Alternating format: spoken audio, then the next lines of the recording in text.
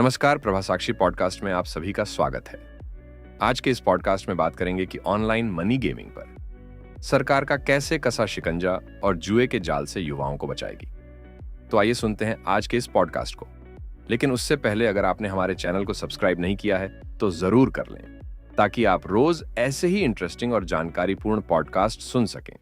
Internet के विस्तार ने आधुनिक दौर में जीवन को अनेक सुविधाएं दी हैं, लेकिन इसके साथ ही कुछ नए गंभीर संकट भी पैदा किए हैं। इनमें सबसे गंभीर संकटों में से एक है ऑनलाइन गेमिंग, या कहें तो मनी गेमिंग की बढ़ती लत। ये सच है कि गेमिंग मनोरंजन का साधन हो सकती है, पर जब इसमें धन का जुटाव होता है तब यह सीधा सीधा जुए एवं सट्टे के रूप में बदल जाती है।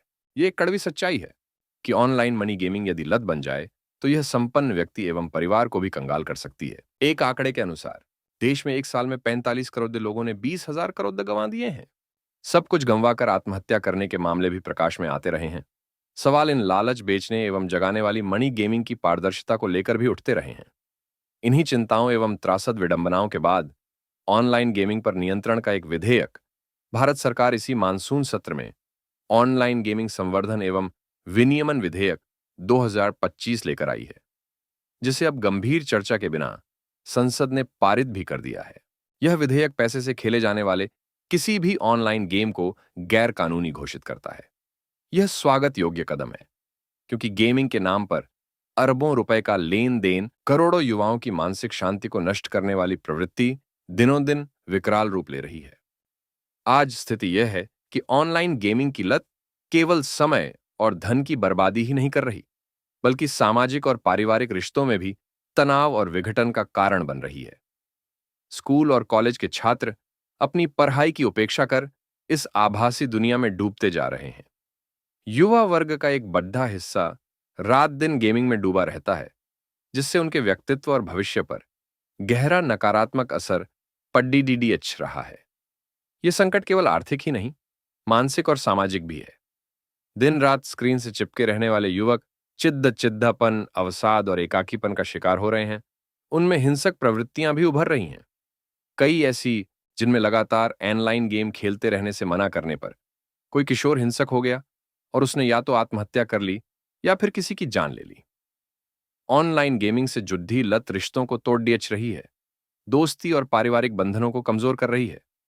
एक पूरी पीढ़ी जिसे राष्ट्र निर्माण की दिशा में आगे बढ़ना चाहिए था, अपनी ऊर्जा और रचनात्मकता इस आभासी जुए में गंवा रही है।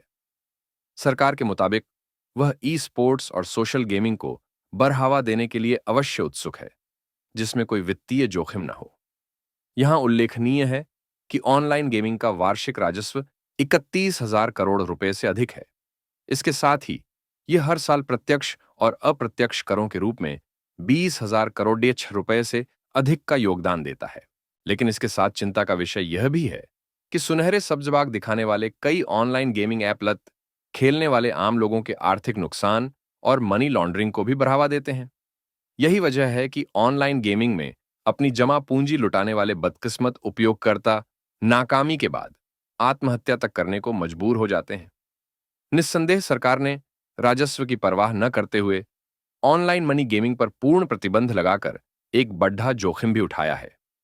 लेकिन सवाल यह भी है कि क्या केवल कानून से इस प्रवृत्ति पर अंकुश लग सकेगा? इंटरनेट का विस्तृत दायरा और विदेशी ऑनलाइन ऑपरेटर विधेयक के प्रमुख उद्देश्यों को विफल करने की कोशिश कर सकते हैं। यह नितांत अपेक्षित है कि वित्तीय प्रणालियों की अखंडता के साथ साथ राष्ट्र की सुरक्षा और संप्रभुता की रक्षा होनी चाहिए। माना जा रहा है कि इस नए कानून को बनाने की जरूरत संभवतः 6,000 करोड़ रुपए वाले महादेव ऑनलाइन सट्टेबाजी घोटाले के बाद महसूस की गई, जिसकी जांच सीबीआई और ईडी कर रहे हैं। छत्तीसगढ़ के कुछ शीर्ष राजनेताओं और नौकरशाहों पर सट्टेबाजी ऐप के यूएई स्थित प्रमोटरों के साथ संबंध होने के आरोप लगे हैं, जो कथित तौर पर हवाला कारोबार और विदेशों में धन शोधन के कार्यों में लिप्त बताए जाते हैं। भारत सरकार का यह कदम इसलिए भी जरूरी एवं प्रासंगिक है कि इस उद्योग का टर्नओवर कई आर्थिक, राष्ट्रीय एवं सामाजिक विसंगतियों के साथ कई हजार करोड़ तक पहुंच गया है। विदेशी कंपनियां भी इस क्षेत्र में सक्रिय होकर भारतीय युवाओं को लुभाने के लिए तरह तरह के विज्ञापन और प्रलोभन दे रही हैं। इन मंचों पर जीतने की लालच में फंसकर युवा अपने उज्जवल भविष्य को दांव पर लगा रहे हैं। यह प्रवृत्ति केवल व्यक्तिगत जीवन नहीं बिगाड़ देती, बल्कि राष्ट्र की प्रगति में भी बाधक है, क्योंकि जिन युवाओं को शिक्षा, विज्ञान, प्रौद्योगिकी और राष्ट्र निर्माण में योगदान देना चाहिए, वे अपना समय और ऊर्जा इन आभासी खेलों में गंवा रहे हैं। आज जरूरत है कि ऑनलाइन गेमिंग की इस समस्या को केवल कानूनी दायरे में ही नहीं, बल्कि सामाजिक और पारिवारिक स्तर पर भी गंभीरता से लिया जाए। अभिभावकों को चाहिए कि वे बच्चों को समय पर समझाएं, उनका मार्गदर्शन करें और उन्हें सकारात्मक गतिविधियों की ओर प्रेरित करें। समाज को भी मिलकर यह संकल्प लेना होगा कि मनोरंजन के नाम पर फैल रहे इस जुए की घातक एवं विध्वंसक संस्कृति को बढ़ावा न दिया जाए। यह ठीक है कि सरकार ने ऑनलाइन गेमिंग को नियंत्रित करने का प्रस्ताव पारित कर एक सही दिशा में सराहनीय कदम बढ़ाया है, लेकिन कानून से भी अधिक जरूरी है जागरूकता। जब तक लोग स्वयं यह नहीं समझेंगे कि गेमिंग का यह जुआ उनके भविष्य को तबाह कर रहा है, तब तक समस्या का समाधान संभव नहीं है। इसलिए अब समय आ गया है कि हम मनोरंजन के नाम पर छल रही इस प्रवृत्ति का पर्दाफाश करें और अपने युवाओं को सुरक्षित, रचनात्मक और सकारात्मक भविष्य की राह पर अग्रसर करें। असंख्य परिवारों को आज अपने बच्चों की इस आदत के कारण कर्ज और बर्बादी में अंधेरों में जाने से बचाए।